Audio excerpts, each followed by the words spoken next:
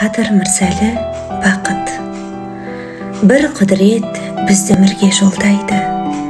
Біз өмірді түсінбейміз, сол қайғы. Туа сала таудай бақыт тілейміз, ал шынында бақыт үлкен болмайды. Лүпілдеген тамырындай шекенін, жеке сағат, жеке тәулік, жеке күн. Үлгермейміз, түсініп те байқап та, кейбір сәттің нағыз бақыт екенін. Құс сияқты сезінбейдің қанатын, бақыт сәби білмейтұғын әлатын. Бақыт, ғажайып бір дәм ғана, сүйгеннен соң ерніңде қалатын.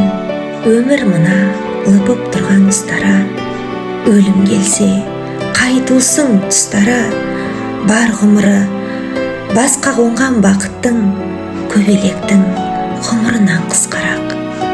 Бір құдірет бізді өмірге жолдайды. Біз өмірді түсінбейміз, сол қайғы. Бақыт үлкен болған емес шынында, ал қайғының кішкене